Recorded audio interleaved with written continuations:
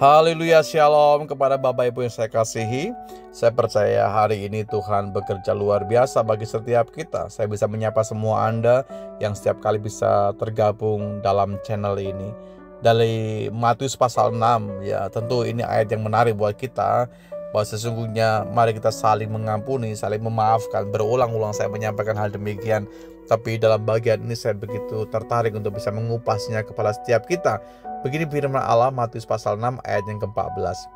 Karena jikalau kamu mengampuni kesalahan orang, Bapamu yang di sorga akan mengampuni kamu juga. Tetapi jikalau kamu tidak mengampuni orang, Bapamu juga tidak akan mengampuni kesalahanmu. Dalam kehidupan kita, Bapak Ibu saya kasihi, setiap kita mungkin pernah bersalah. Kita pernah bersalah, orang lain juga mungkin pernah bersalah kepada kita. Lalu bagaimana solusinya?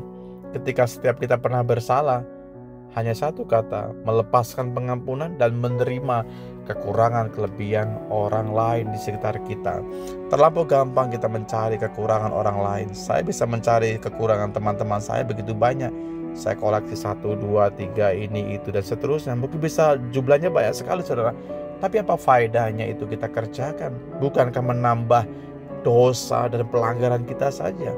Semakin gak murninya diri kita di hadapan Tuhan ketika kita mengkoleksi kekurangan, kelemahan orang lain.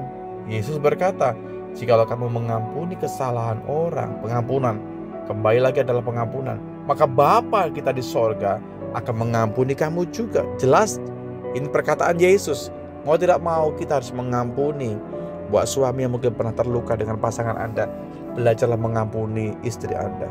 Demikian juga dengan istri, mungkin pernah terluka dengan sikap dan perbuatan suami Anda, belajarlah mengampuni. Kayak itu solusi yang terbaik, saudaraku.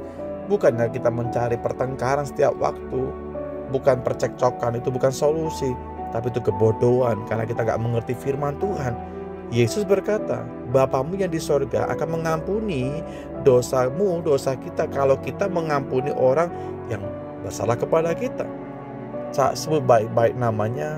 Dalam doa kita belajar kita mengampuni orang itu. Sebut namanya. Kalau mungkin terasa perih buat kita sebut, mengingat kembali nama dan sosoknya mungkin terlampau sulit buat kita lakukan. Paling gak kita harus melangkah hari ini. Tapi jikalau kamu tidak mengampuni, perkataan Yesus, ya tidak mengampuni orang yang pernah menyakiti hati Anda, yang pernah merugikan Anda, yang pernah mungkin membuat kita terperosok sekalipun, maka Bapamu tidak akan mengampuni segala kesalahan kita. Jelas sekali ini firman Tuhan. Keras mungkin terdengar, tapi buat kita sebuah pembelajaran. Mari kita makan bukan hanya makanan-makanan yang lemak dan ringan saja, saudaraku. Saya belajarlah menikmati makanan yang terasa keras. Hari ini belajar mengampuni, Pak Samuel. Gak mudah, karena orang itu sudah merugikan saya begitu banyak. Orang itu begitu mengumbar-ngumbar sesuatu yang tidak benar tentang diri kita mungkin, atau juga mungkin mencemarkan nama baik kita mungkin di depan publik dan seterusnya. Dan juga mungkin ada banyak hal yang digosipkan tentang keadaan dan situasi yang tidak sebenarnya terjadi. Bagaimana kita bersikap hari ini? Sekali lagi, melepaskan pengampunan dan menerima keberadaan orang-orang sekitar kita. Dia bukan sesuatu yang baik juga, lalu kita menjauh dari hubungan.